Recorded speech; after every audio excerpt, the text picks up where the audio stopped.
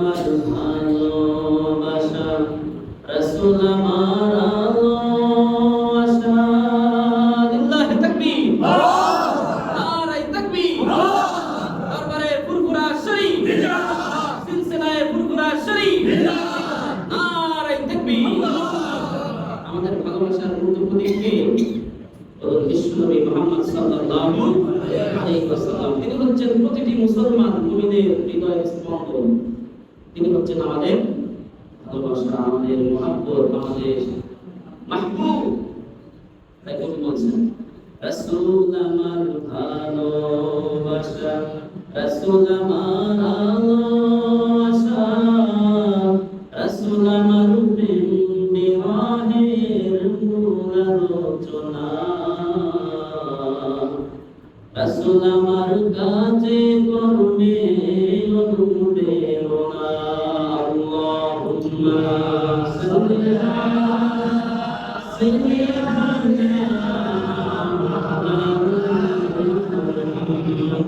ওয়া আলা আলি সাইয়্যিদিনা মাওলানা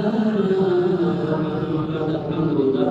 আল্লাহ পাক রব্বুল আলামিনের দরবারে লাখ শুকর যে মহান রব্বে কারীম ও জালাল আমাদেরকে সেই মাগরিব থেকে পর্যন্ত কোরআন হাদিস থেকে কিছু আলোচনা শোনা এবং বরবার তৌফিক এনায়েত করেছেন, সুযোগ করে দিয়েছেন, সময় দিয়েছেন, সুস্থতা দিয়েছেন, এই পরিবেশ তৈরি করে দিলেন। সেই রব্বে কারীমের দরবারে আমরা আমাদের প্রত্যেকে কণ্ঠকে উজাড় করে কালিমাতুশ শুকর আদায় করি। শুকর করছি আলহামদুলিল্লাহ। আলহামদুলিল্লাহ। সালাম বিশ্ব মানবতার মুক্তির বিরোধী, বিশ্ব মানবতার মুক্তির দিশারি, বিশ্ব সভার সভাপতি মদিনার গোলাম, আমিনার গোলাম, মরুর গোলাম বিশ্বনবী জনাবে মুহাম্মদ রাসূলুল্লাহ সাল্লাল্লাহু আলাইহি ওয়াসাল্লাম। মুআজ্জাজ মুহতারাম, একদম সংক্ষিপ্তভাবে বলতে চাই, একটা প্রশ্ন রাখি আপনাদের কাছে।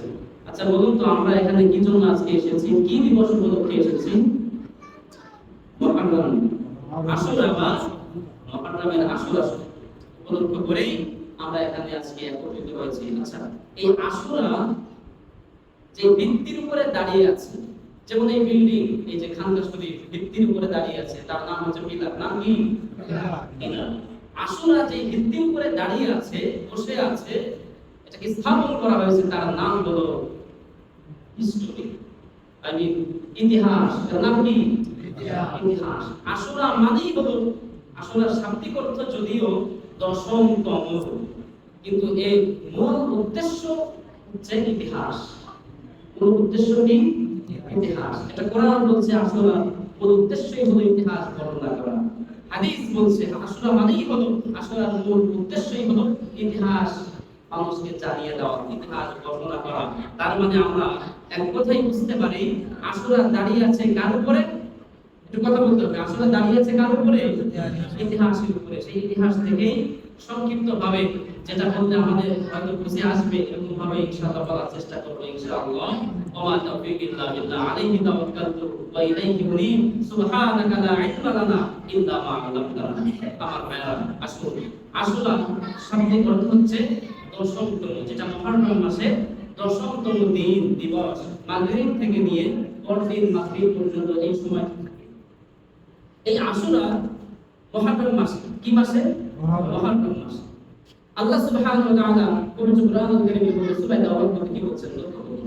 আল্লাহ রাব্বুল আলামিন বলেন, ইন্না ইদ্দাতাশ শুহুরি ইনদাল্লাহি 12 শাহরান ফি কিতাবিল্লাহ ইয়াওমা খালাকাস সামাওয়াতি ওয়াল আরদা মিনহা আরবা'তুন হুরুম। আল্লাহ বলেন, দুনিয়া এবং আসমান পৃথিবী সৃষ্টির শুরু লগ্ন থেকে আল্লাহ রাব্বুল আলামিনের কাছে কন্যার দিক দিয়ে 12টি মাস রয়েছে। কয়টি মাস? 12টা মাস। ইংরেজি 12 মাস, বাংলা 12 মাস, আবার আরবিতেও 12টি মাস। এই মাস কিন্তু মানুষের তৈরি করা নয়। আল্লাহ বলছেন, এই মাস আমি পৃথিবীর সৃষ্টির শুরু থেকে 12টি মাস নির্ধারণ করে দিয়েছি মানুষের জন্য। আর এই 12 মাসের মধ্যে সর্বোত্তম 4টি মাস রয়েছে। সেই 4টি মাস হলো রজব। কি মাস? রজব মাস, জিলহজ, মুহররম। কয় মাস?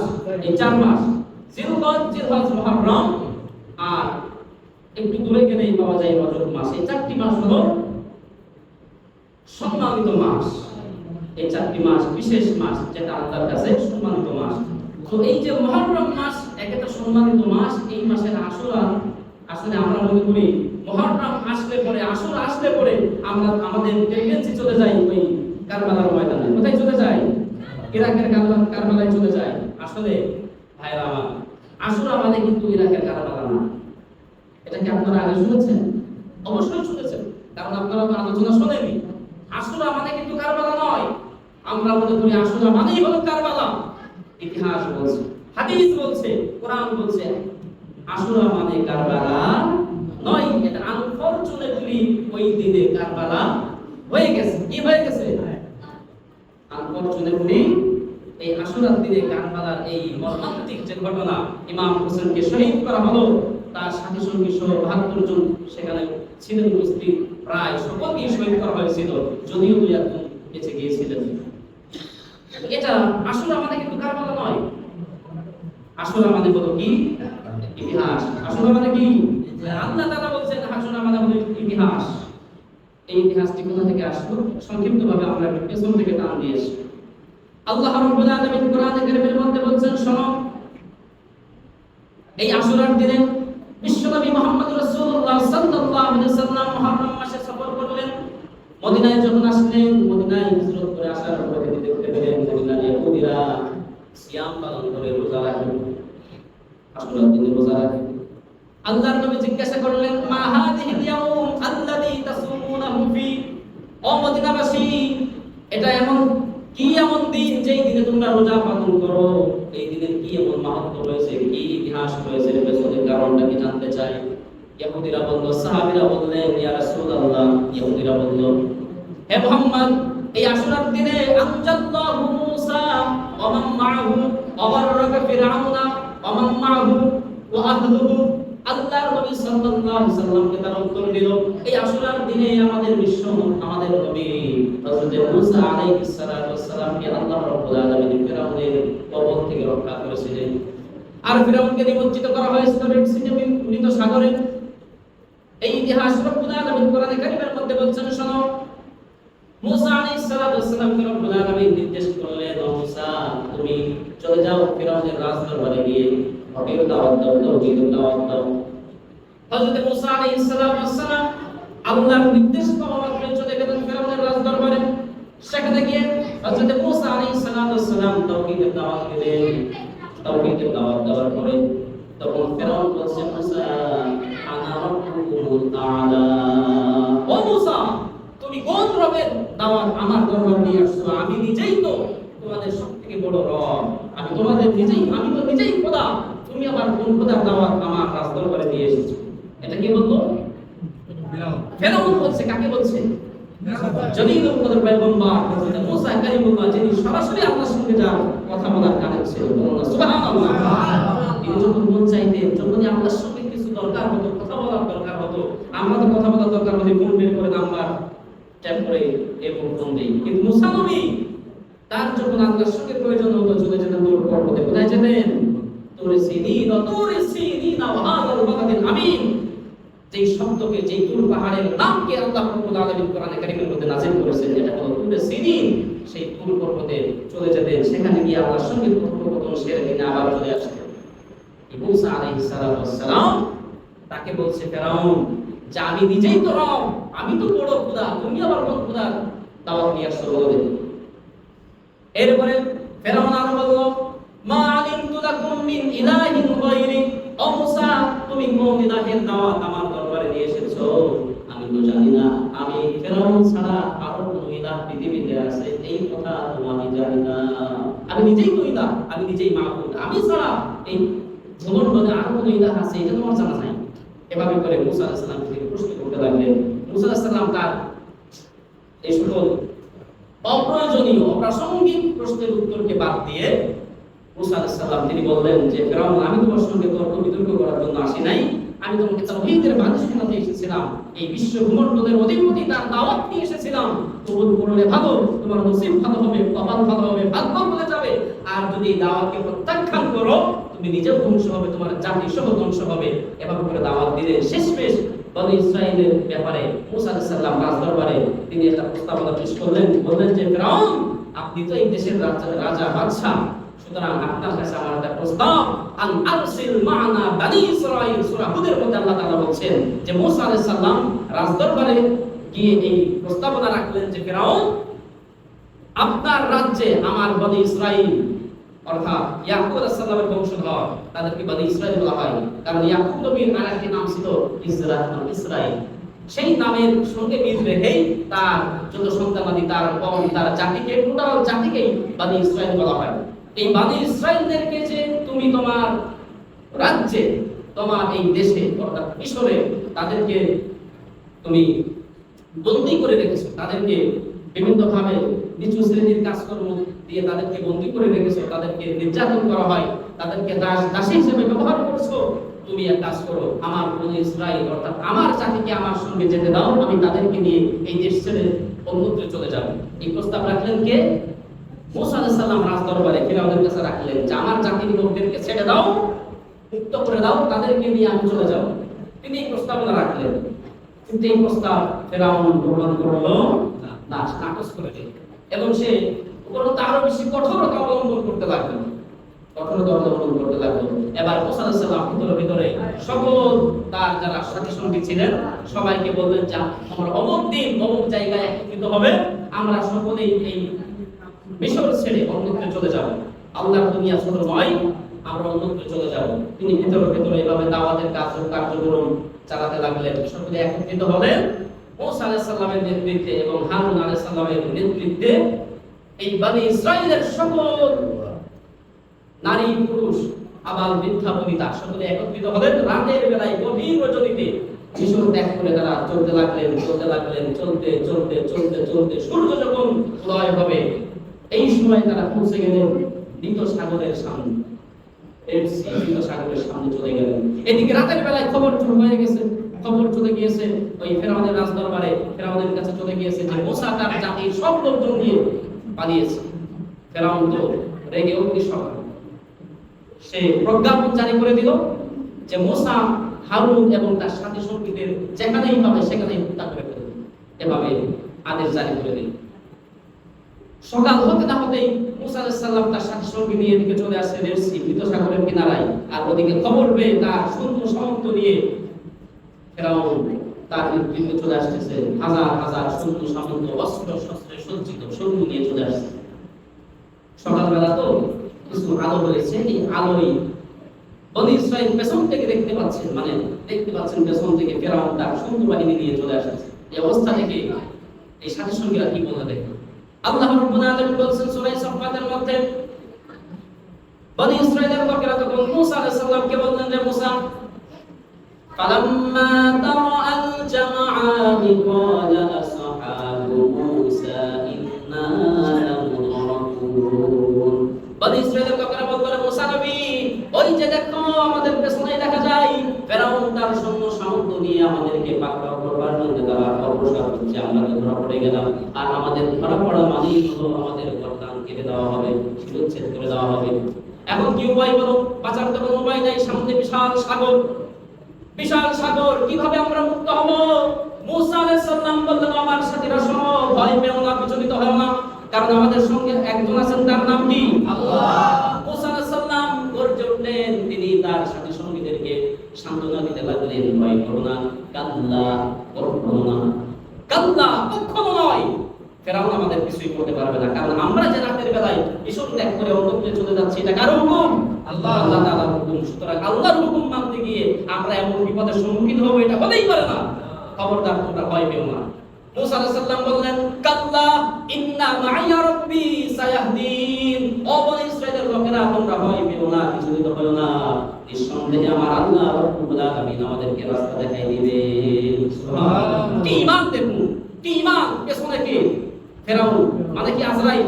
ফিরআউন মানে কি? আজরাইল। তাহলে সে আসলেই দেখুন বদল করবে, তার হাত থেকে রক্ষা পাওয়ার কোনো উপায় নেই, এটা সবাই জানে। আর সামনে দেখছি মৃত সাগর, আরবিয়ার নদী না, গান না, খাল না, এটা হচ্ছে সাগর। পার হবে নৌকা নাই, জাহাজ নাই, স্টিমার নাই, কোনো যানবাহন নাই, কিছুই নাই, ব্রিজ নাই, বাঁচার কোনো উপায় নাই। এরপর নবীর ঈমান কেমন দেখুন, ইমানদারের ঈমান কেমন হওয়া উচিত। নিশ্চিত মৃত্যু দেখেও মুসা আলাইহিস সালাম বললেন যে কাল্লা ইন্না মাইয়া রাব্বি সায়াহদিন, কখনো না, আমাদের রব আমাদের সাথে আছেন, সুতরাং আমাদের কোনো ক্ষতি ফিরাউন করতে পারবে না। এই বাণী যখন শোনালেন সকলে একটু বিশ্বাস ছেড়ে বাঁচলেন যে না, যেহেতু নবী বলছেন কিছু একটা ব্যবস্থা হবে। আল্লাহ রাব্বুল আলামিন মুসা আলাইহিস সালামের এই ঈমান দীপ্ত অবস্থা দেখে তিনি খুশি হয়ে গেলেন। আল্লাহ রাব্বুল আলামিন সঙ্গে সঙ্গে ওহী করলেন, হে মুসা, ফাআউহাইনা ইলা মুসা আন ইদরিব বিআসাকাল বাহর। আল্লাহ তাআলা বললেন, হে মুসা, তোমার হাতে ওটা কি? মুসা আলাইহিস সালাম বললেন, আল্লাহ এটা তো লাঠি। আল্লাহ বললেন, মুসা, এটা শুধু লাঠি না, এই লাঠির কারিশমা দেখো, লাঠি দিয়ে সমুদ্র পৃষ্ঠে আঘাত করো। মুসা আলাইহিস সালাম আল্লাহু আকবার বলেন, যখন সমুদ্র পৃষ্ঠে লাঠি দিয়ে আঘাত করলেন সঙ্গে সঙ্গে 12টি রাস্তা হয়ে গেল। কয়টি রাস্তা? আল্লাহু আকবার। অবস্থা দেখেন, ঈমান যদি আমার আপনার পোক্ত হয়, পাকাপোক্ত হয়, আমাদের সামনে যায় আসুক না কেন, পৃথিবীর পরাশক্তিও যদি আমাদের সামনে দাঁড়িয়ে যায়, যদি নারায়ে তাকবীর আল্লাহু আকবারের আওয়াজ তোলা হয়, এই নারায়ে তাকবীর আল্লাহু আকবারের সামনে পৃথিবীর যে কোনো পরাশক্তি পরাজিত হতে বাধ্য। কথা বলেন ঠিক কি না? ঈমানি শক্তি সবথেকে বড় শক্তি। আল্লাহু আকবার নামের শক্তি সবথেকে বড় শক্তি। তিনি আল্লাহু আকবার বলে আঘাত করলেন, একটা রাস্তা হয়ে যাচ্ছিল, 12টা রাস্তা হয়ে গেল। মুসা আলাইহিস সালাম তার সাথে সঙ্গে নিয়ে বিসমিল্লাহ বলে নেমে গেলেন, এই সমুদ্রের মধ্যে দিয়ে, রাস্তার মধ্যে দিয়ে পার হয়ে গেলেন। সংক্ষিপ্তভাবে বলছি, সংক্ষিপ্তভাবে বলছি, পার হয়ে গেলেন। এবার ফেরাউন এসে দেখে এই অবস্থা, রাস্তা তো রেডি। ফেরাউন যখন নেমে গেল, মাঝপথে যাওয়ার পরে আল্লাহ রাব্বুল আলামিন বললেন যে ওয়ানজাইনা মুসা আম্মাহু আজমাইন সুম্মা গরাকনাল আখরিন। পানিকে বললেন, পানি তুমি আগে যেমন ছিলে তেমনই হয়ে যাও। মুসা আলাইহিস সালাম আবার ওই পানিতে লাঠি ছোঁয়ালেন, সঙ্গে সঙ্গে এই রাস্তাগুলি ভেঙে চুরমার হয়ে গেল। ফেরাউনের তো মৃত্যু এখন সন্নিকট। বুঝতে পেরেছে যে আমার আর এই দুনিয়ার জিন্দেগিতে রাজত্ব করা হবে না, বেঁচেই তো থাকবো না। কিন্তু সে তখন ঈমান আনার জন্য বলল, আমানতু বিরাব্বি মুসা ওয়া হারুন। মুসা আর হারুন যে রবের উপর ঈমান এনেছে, আল্লাহ আমিও ওই রবের উপর ঈমান আনতেছি। আল্লাহ বললেন, জিবরিল যাও, ওর ওই নাপাক জবানে যেন আমি আল্লাহ নাম উচ্চারিত না হতে পারে। জিবরিল আসলেন, ওই সমুদ্র থেকে পচা কাদা তুলে, বালু কাদা তুলে ফেরাউনের মুখের মধ্যে ঢুকাই দিল। আর ফেরাউন তার দম বন্ধ হয়ে গেল, কণ্ঠনালী বন্ধ হয়ে গেল, শ্বাসনালী বন্ধ হয়ে গেল, সেখানেই তার শরীর সমাধি হয়ে গেল। আল্লাহ বললেন যে ফেরাউন, তোমাকে শুধু মারবই না, কাল ইয়াউমা নুনাজ্জিকা বিবাদানিকা লিতাকুনা লিমান খালফাকা আয়া। আজকে তোমার মারবো আর তোমার শরীরকে আমি হেফাজত করব। কিয়ামত পর্যন্ত যত মানুষ পৃথিবীতে আসবে, যত জালিম আসবে, তোমাকে দেখে তারা শিক্ষা গ্রহণ করবে। এই ছিল হলো সংক্ষিপ্তভাবে আপনার আশুরার প্রধান ইতিহাস। হাদিসের মধ্যে আসছে, হাদিসের মধ্যে আসছে আপনার বুখারী শরীফের উমদাতুল কারি, এই আপনার বুখারী শরীফের যে সরাহ রয়েছে, এই সরার মধ্যে আসছে যে এই আপনার কারবালা অর্থাৎ আশুরা সম্পর্কে, আশুরার ব্যাপারে 10টি এমন ঘটনা আল্লাহ রাব্বুল আলামিন ঘটিয়েছে। তো সর্বশেষ যে ঘটনাটি ঘটেছিল সেটি হলো, আমরা জানি যে কারবালার ময়দানে, আমি প্রথমেই বলেছি যে এটা বছরের এই দিনের সঙ্গে এটা হয়ে গিয়েছিল। আসলে বাস্তবতা এটাই। এটা কিভাবে দেখেন, সংক্ষিপ্তভাবে বলছি, দোয়া হবে ইনশাআল্লাহ। প্রথম খলিফার নাম কি বলেন তো? মুসলিম জাহানের প্রথম খলিফার নাম কি? মাশাআল্লাহ, আমরা সবাই জানি হযরত আবু বকর সিদ্দিক। শুধু আবু বকর সিদ্দিক না, সিদ্দিক আকবর আবু বকর সিদ্দিক রাদিয়াল্লাহু তাআলা আনহু, যার ব্যাপারে আল্লাহ তাআলা কোরআনে কারীমের মধ্যে বলছেন, নবিয়্যিন সিদ্দিকিন শুহাদা ওয়াস সালিহিন। এই যে সিদ্দিকিন, এই সিদ্দিকিন মানে হলো সিদ্দিক আকবর হযরত আবু বকর সিদ্দিক রাদিয়াল্লাহু তাআলা। নারে তাকবীর, আল্লাহু আকবার। সাহাবীদের মধ্যে নবীজির কাছে, আল্লাহর কাছে সবথেকে বেশি আবু বকর সিদ্দিক।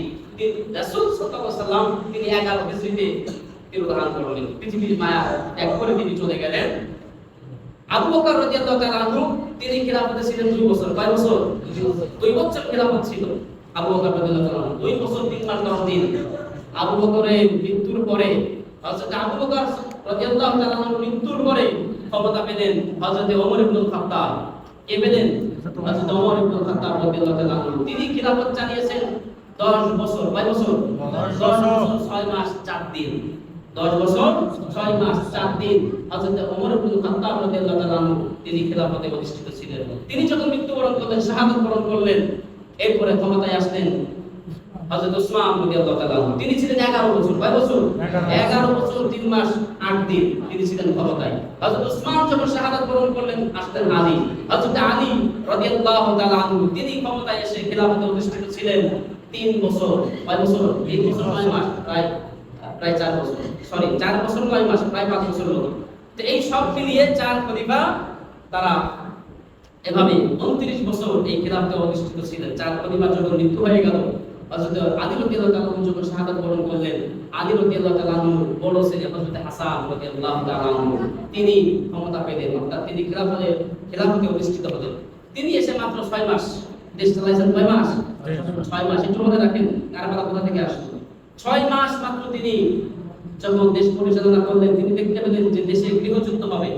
আমি খিলাফতে থাকি এটা অনেকে চায় না, আমার অনেক শত্রু আছে। এই অবস্থা উনি আজ করতে পেরে বুঝতে পেরে ক্ষমতা দিয়ে দিলেন হযরতে আপনার মুয়াবিয়া রাদিয়াল্লাহু তাআলা আনহু। হযরত মুয়াবিয়ার হাতে যখন ক্ষমতা চলে গেল, মুয়াবিয়া রাদিয়াল্লাহু তাআলা আনহু তিনি 19 বছর, কয় বছর?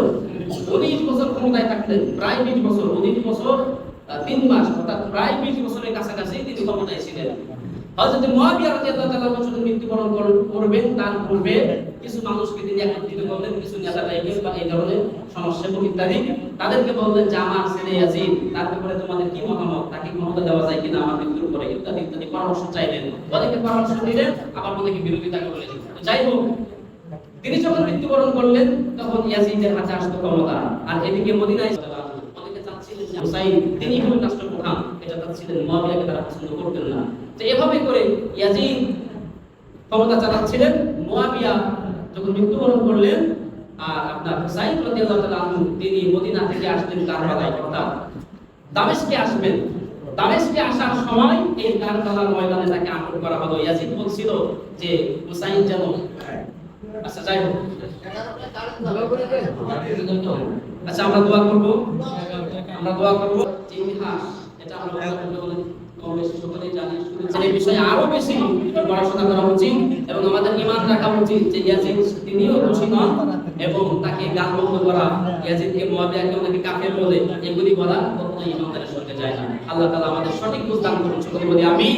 সকলের প্রতি আমাদের ঈমান, শ্রদ্ধা, ভালোবাসা রেখেই আমাদেরকে দুনিয়াদারি এবং ঈমানি কার্যকলাপ করতে হবে। আল্লাহ তাআলা আমাদেরকে হেফাজত করুন। আমিন। আসুন আমরা সংক্ষিপ্তভাবে দুরূদ শরীফ পাঠ করি। আল্লাহুম্মা সাল্লি আলা সাইয়্যিদিনা